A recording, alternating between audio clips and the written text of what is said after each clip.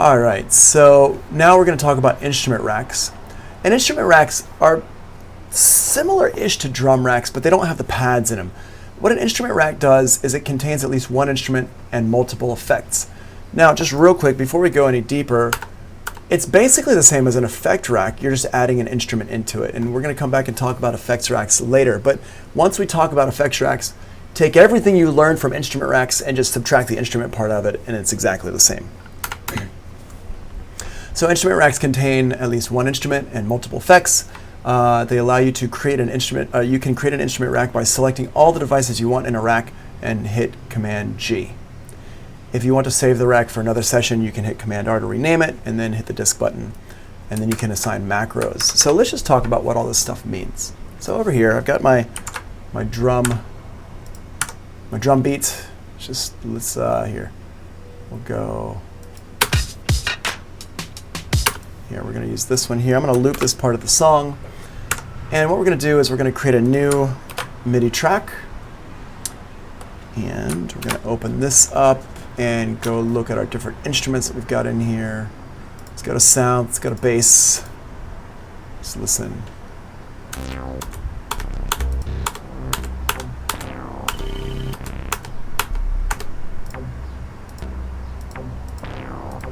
Here, we'll use this one here. I'm going to take this. Actually, no, I'm not going to use that one. Sorry, I'm going to use. Let's use. Hold on, that's fine. Here, we'll use this sound here. What is this instrument? Okay, this is using Operator, which is an instrument that comes with Live Suite. So I've got this in here. Now, if you look at my keyboard, and we'll have to come back and talk about this a little bit later, but it's hard to see, but you can see there's kind of like red dots in here. This here, my push has become, it plays my keyboard for me. And I can change my scale here. So, yeah. We'll use E, let's use F. And we'll use F minor.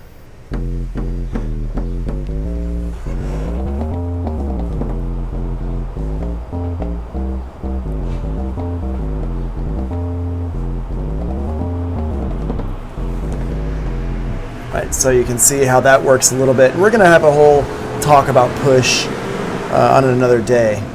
But here I've got my instrument here. And we're in the key of F. And I'll just go in here and we've got our drum loop playing. We've got our drum loop. I said we've got our drum loop playing. There we go. And I'll just play some stuff and we'll make some.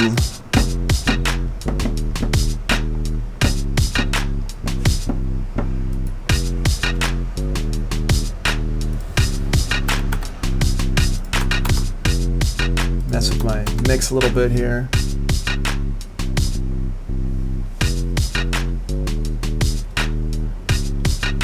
Okay, so that sounds okay. That sounds whatever, it's fine. Now let's make it a little bit more interesting. What I'm going to do is I'm going to add a filter onto this. And Operator is an FM synth, and it does have a filter in here. I'm not I don't really use the filter in here that much. What I do is I put an external filter on my operators almost all the time. So I got my filter here, and I can go over here and I can mess around with the sound.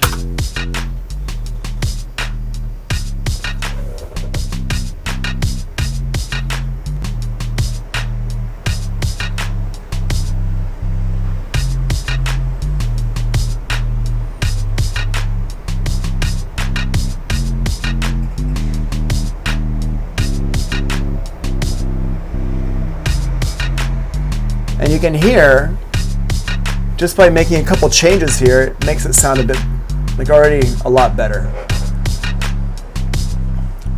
Let's throw a chorus on here as well. I'm going to use a third-party chorus, but this one is a free chorus. The Tau stuff, the Tau chorus here. Throw this on here. Let's see, does this have a mix knob though? I feel like, yeah, it does have a dry wet. Yeah, right there.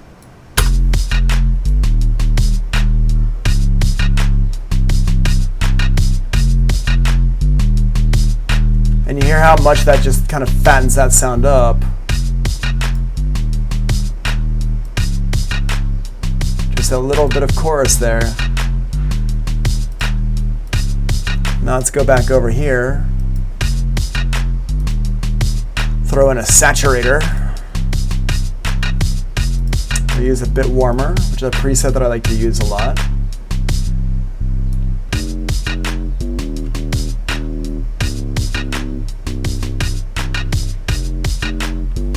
Turn the drive down a little bit.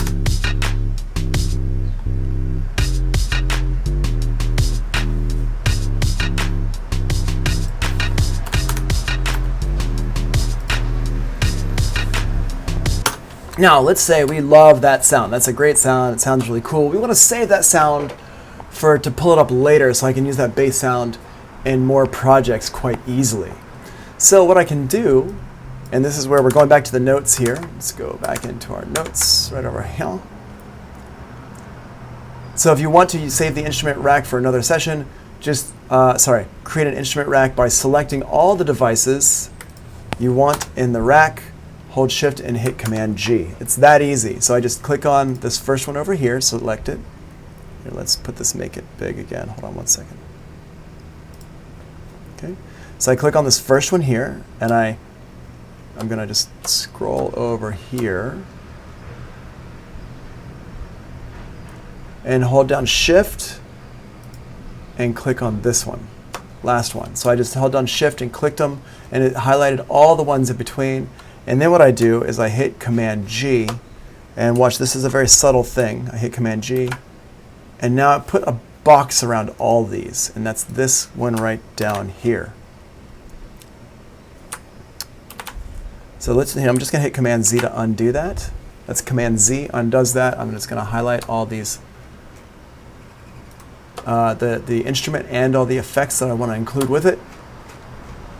And let me just zoom in on this lower left-hand corner so you can see this quite easily. Hit Command G, and boom, it just made an instrument rack around these instruments. So I'm going to go over here, I'm going to open up my macros, and now we can see the name of the instrument rack. I'm going to call this one Thick Bass. I'm going to hit Command R to rename it. I'm going to call this one Bass Thickness.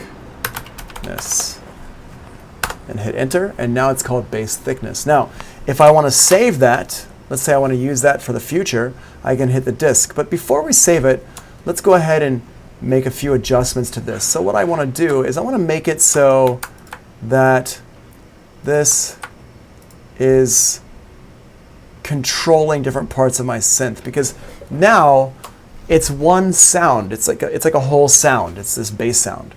But it's got all these different elements in it. And maybe I want to be able to turn the chorus up and down.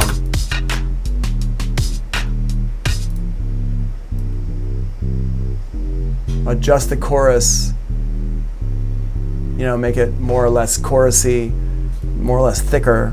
Or maybe I want to mess with my filter here. Right, I can even change this like this.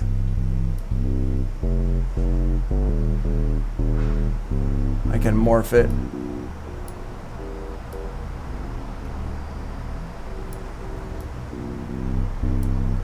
I can kind of mess with that. I can make it so it changes, which isn't that cool. Actually, I'm going to turn that morph off. I'm not a fan of that morph. Put that drive back in there. But I can mess with a filter here. And I can have it so as it drives up like this,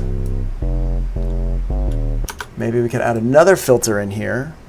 Let's just duplicate this here and have another filter that kind of adjusts up. Let's make this a clean filter.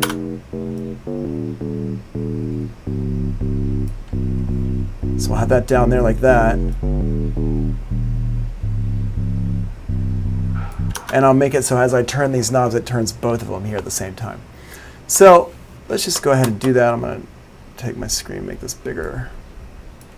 Come on, you. Follow me. There we go. So you can see more stuff on my screen. And I'm going to make this one small. We don't need to see that. We don't need to see the bit warmer. We don't need to worry about that one right now. Get rid of you because we're not using you. Okay, so what I'm going to do here is I'm going to assign these macro knobs to control different stuff on here.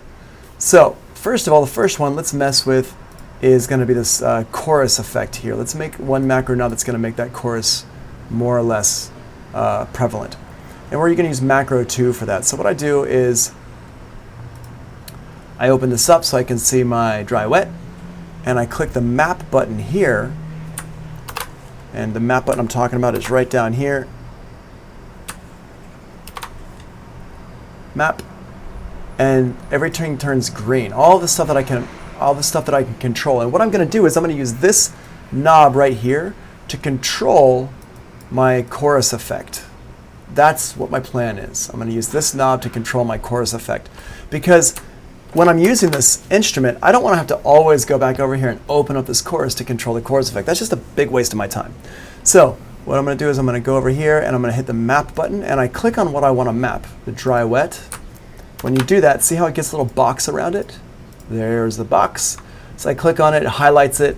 That's what we're going to control. And now I go back over here to my knobs, the macro knob, and I click map, and it crashes Ableton Live. Yes! Don't you love it when technology just rocks? Let's see if we can restart where we were. Let's go. Come on, Ableton Live. Work with me, buddy. Live quit unexpectedly while you're working on the blah, blah, blah. Would you like to recover your work? Yes, I would like to recover my work.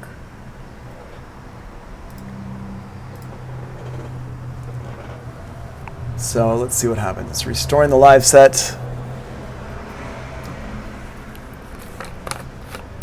Let's see how good of a job it does of restoring that live set.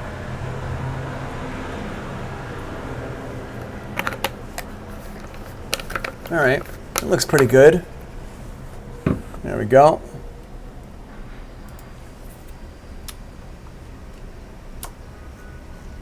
Where'd we get lost? Well, it sounds the same. All right, good, cool. So let's do this. Let's go ahead and try that again. Let's see. What I'm going to do though is I'm going to close some of these down. I'm going to save this. I'm going to do a save as in case some kind of weird stuff got corrupted here. SAE Rax 01. And now let's try that one more time. If it doesn't work again.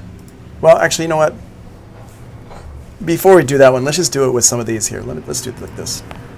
Let's not use the towel chorus, because maybe it didn't like the third-party thing. Let's just use one of these, the chorus that comes with Ableton Live. I'm not as much a fan of this chorus. It's okay. It's not my favorite, but it's all right. The towel chorus is definitely better.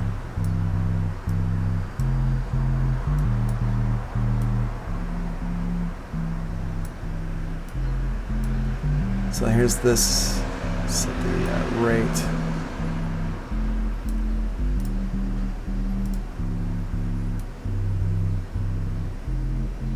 All right, cool. All right, so we should set that. Let's just try that. We're going to set that dry wet. Map. Well, let's save it real quick so we make sure that we're not going to destroy the world. Map. Yes, okay, that one worked. All right.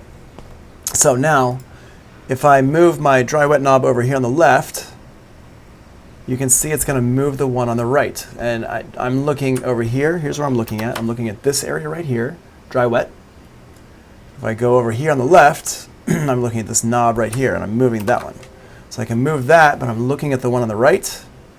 There we go. And now you can see it moves it all the way from 0% to 100%. So this is all the way wet, and this is no wet at all. Now, here's the thing, is if you're on a stage and you're just grabbing a knob and you're twisting it and you're like, yeah, I want that to go like to this point, but I don't want it to go past that point. I just want it to easily just go to that point and stop. And I want to set a cutoff, like where it's going to stop. That's where the macro knobs, that's one of the things they come in really useful for. So right now, if we look at this macro knob, well, let's just zoom in like this. If we look at this macro knob, it's all the way, all or nothing. If I go left, it's all the way off, and if I go right, it's all the way on.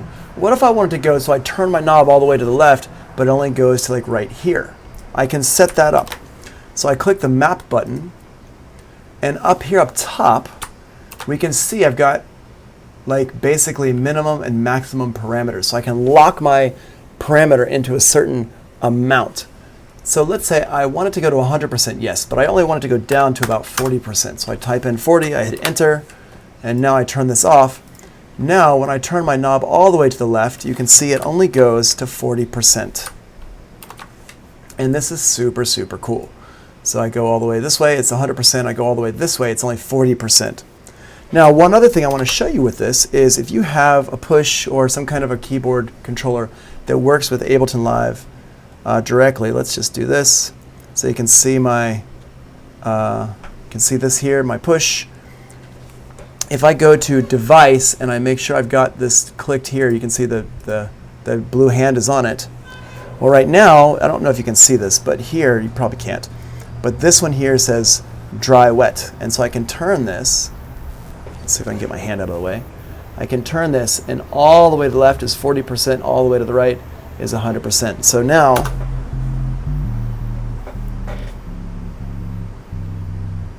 so there it sounds like all the way like to 40%, and that's all the way to 100%.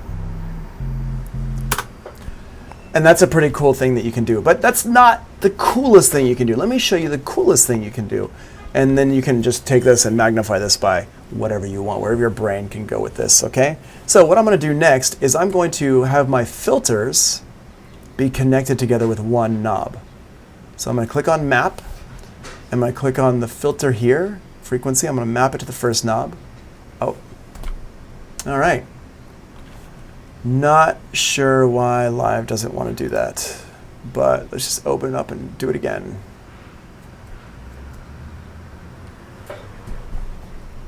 Yes, no, actually no, I just saved it right before I did all that stuff. Yes, ignore. Here, let's do this. I had saved it right before I did most of that, so I'm not going to restart it from there. I'm going to restart it from here. Let's see what happens. At this point, I would probably restart my computer, but I can't really restart my computer without kicking all y'all off. All right, let's try this. You could, if you wanted to make dubstep wubs, but for anybody who knows me knows that I'm not a huge fan of dubstep wubs. But I'm joking. Absolutely, you can. You can do some really cool stuff with this. Let's see. No.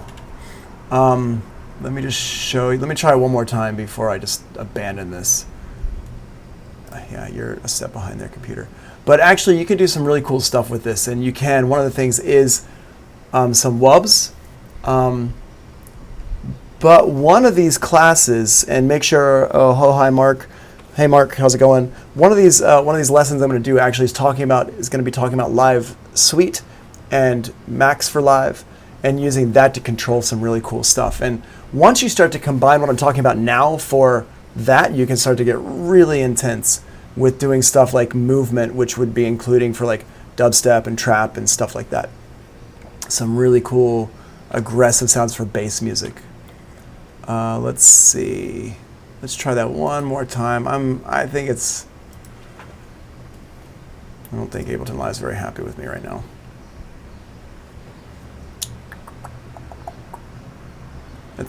To me, it's weird that it's not letting me do this, but let's try one more. Maybe let's try this one. Moment of truth.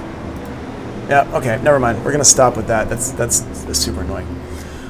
For whatever reason, it's not letting me do that, but you can, let's see if I'm not even sure here. Yes. Yeah. Well, this is the thing is that. So Mark says you could do far more better sound design than Serum this way, and the answer, and I totally agree with you. These Ableton Live, especially if you have Live Suite, you can go really, really deep with stuff with it, is assuming that things actually work. And I'm not really sure. Let me just make here, let's do this. Let's make a new rack. I'm going to make a instrument track. I'm just going to show you what I'm trying to do. Hopefully, let's see what we can do with this. I'm going to use a couple of auto filters here, and let's just rack these up. Command G to rack them up. Now this would be an audio effects rack, not an instrument rack. And the only thing that makes it different is I don't have an instrument in here. That's literally the only difference. Let's see if my map button wants to work this time. This is going to be the last time. Yeah, I don't know what's going on live.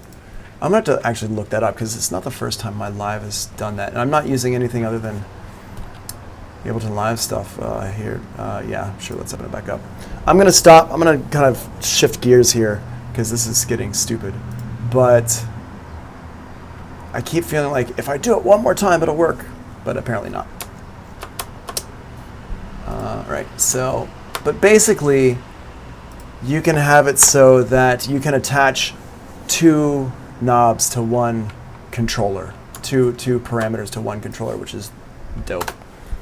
It's not working right now. I don't know why. So anyway, I actually, and that's one of the reasons why I've had this happen before in my computers. So that's why I don't really feel like these macros are super stable. So the worst thing is if I was actually working on a track right now, that would really piss me off because I would have just totally side railed everything. So I tend not to get into this too much with these. But yeah, you can do amazing sound design with this when they work. And I'm not sure why it's not working right now. Maybe I should send a report here. Let's do this. Crash report.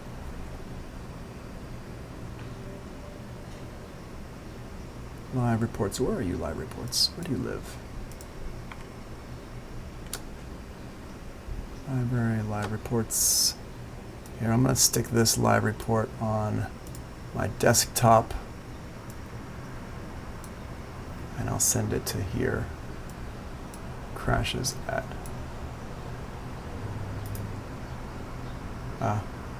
That's going to open up something I don't want it to open up. Yeah, I'm just going to make a note of that real quick.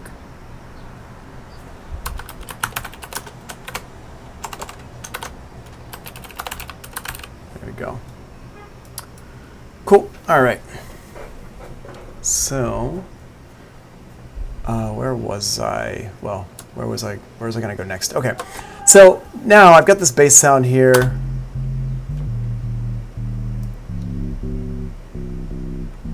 And I can mess around with the filter and stuff like that. And I can say, okay, this bass sound is awesome. I love this bass sound. I want it to stay here forever. I want to marry it.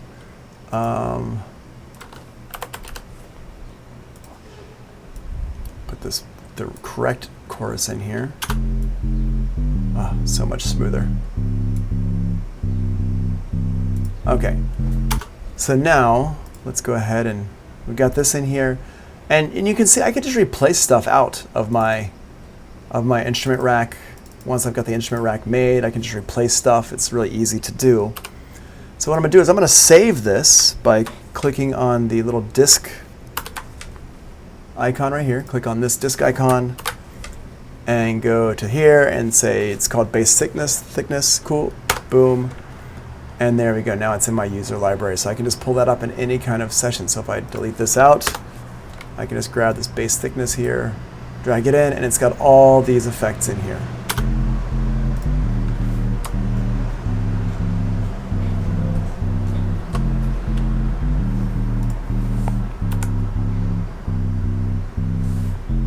And there you go.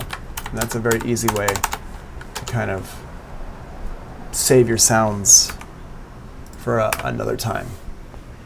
So that's super, super cool. All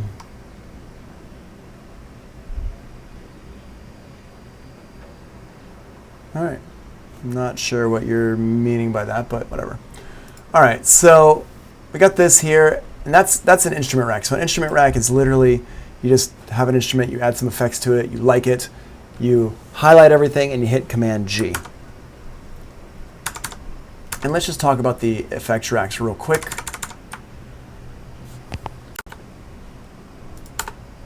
Come on.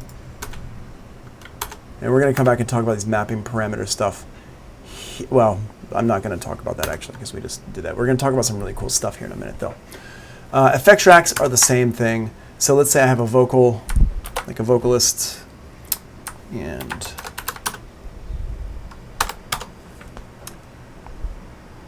got this here.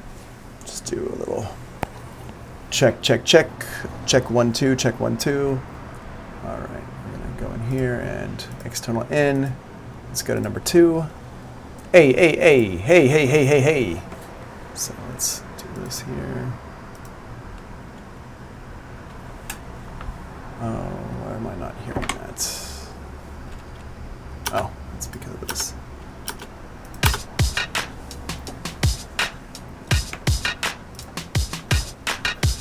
This is a recording of me talking. We're gonna put some effects on here and make me sound loud and crazy. Loud and crazy, y'all. Yeah, loud and crazy.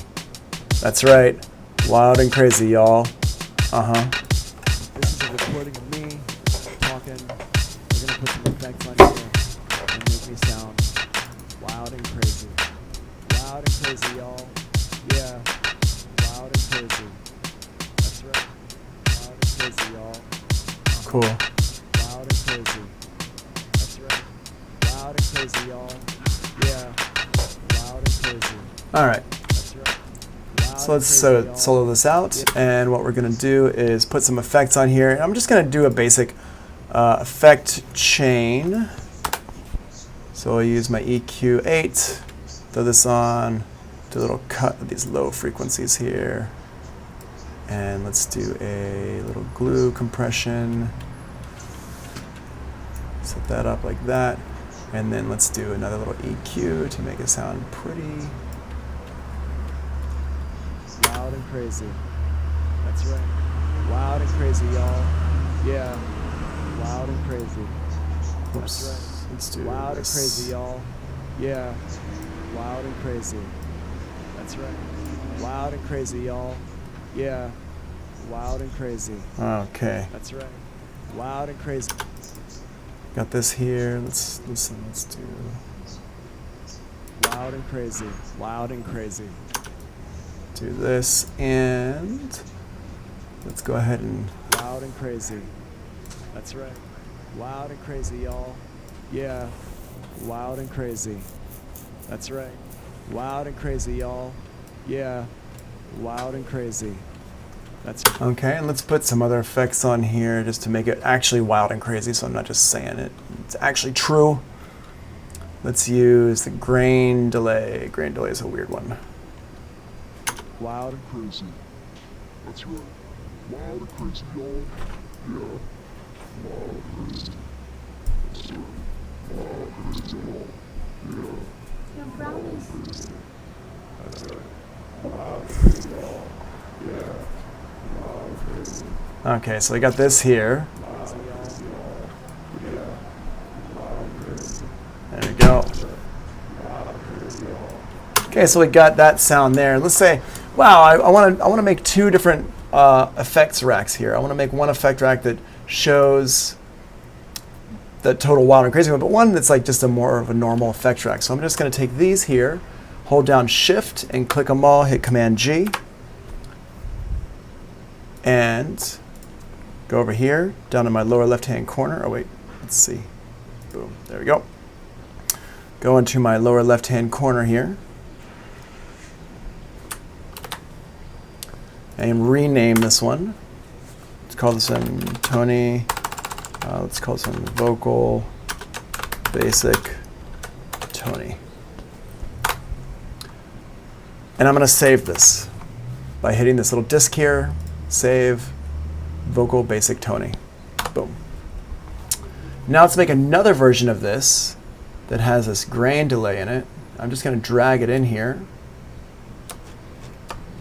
I just dragged it in, and we're going to call this one, I just hit Command R to rename it. Vocal